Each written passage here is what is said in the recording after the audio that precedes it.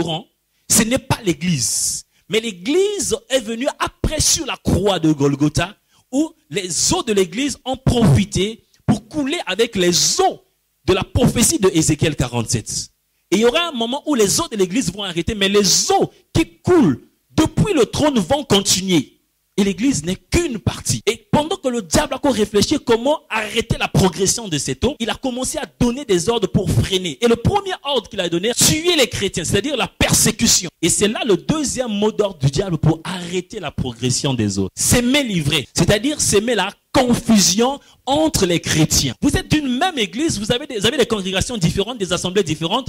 Assemblée Nabi sur l'équipe, assemblée Nabi sur l'équipe, église Nabi sur l'équipe. Toi, on a Saint-Esprit m'a cassé. Je vais le dire, bien aimé. C'est le diable qui manipule les hommes pour dire ça.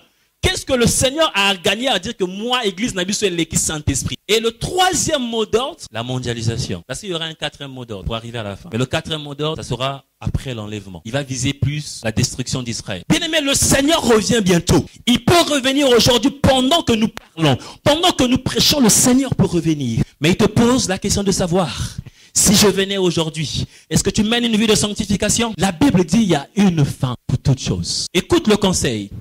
Crains Dieu. Ne pratique pas le péché. Plusieurs personnes dans les églises se basent sur le péché des autres pour nourrir leur péché. Faire un péché, c'est grave. Mais justifier un péché par la parole de Dieu, c'est plus grave. Ne t'accroche pas sur le mauvais côté d'une personne parce que Moutouana Soumukati, que yo s'accrocher. Lorsque le Seigneur reviendra, il te posera la question, pourquoi tu n'as pas mené une vie de sanctification? Il va te dire que non, le pasteur était tombé, l'apôtre était sorti avec un X, le diacre avait fait ceci. Mais oui, l'apôtre, lui, s'est repenti. Mais toi, tu as fait quoi? Tu vas aller en enfer. L'église est aussi le corps de Jésus-Christ, qui est la tête. Voilà pourquoi, bien aimé, l'église ne pourra jamais tomber. L'église ne pourra jamais pécher. Les portes de séjour de mort ne prendront point contre l'église. Seigneur, je te bénis parce que les hommes vont tomber, mais ton église ne tombera jamais.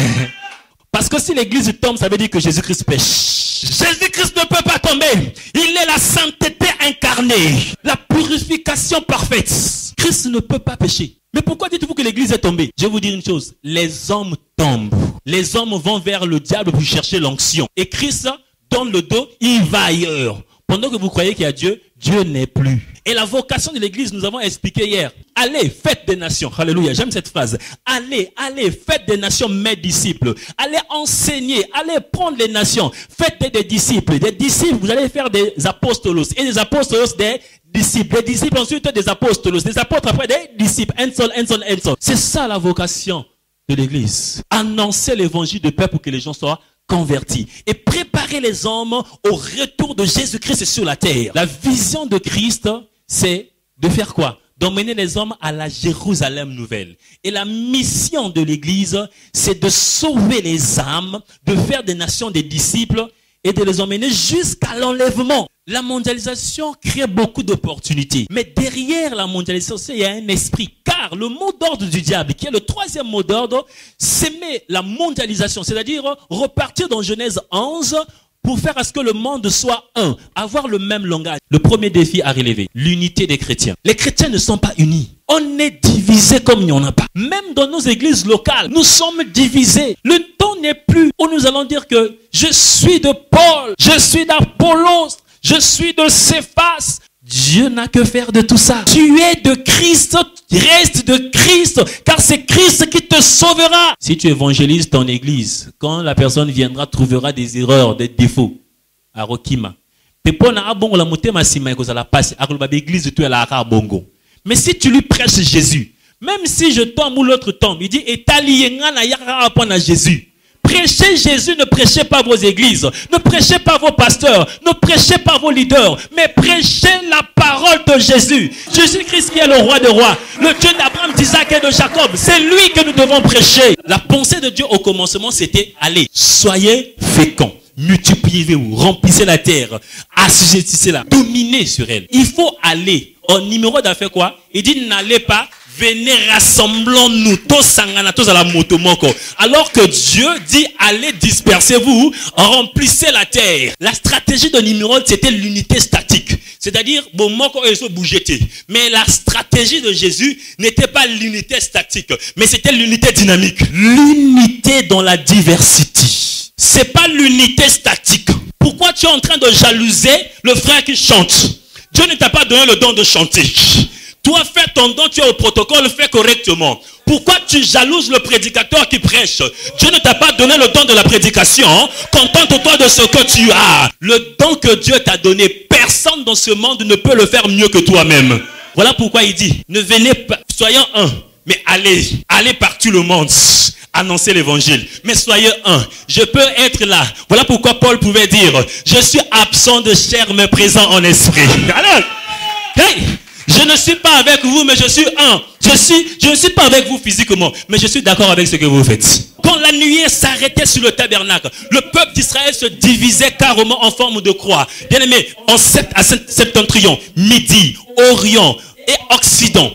Bien aimé, les tribus d'Israël étaient reparties. Trois personnes. Et au milieu, il y avait le tabernacle. Les Mérarites, les Kérérites, bien aimé, ils étaient là au milieu. Chaque personne d'une tribu allait vers sa direction.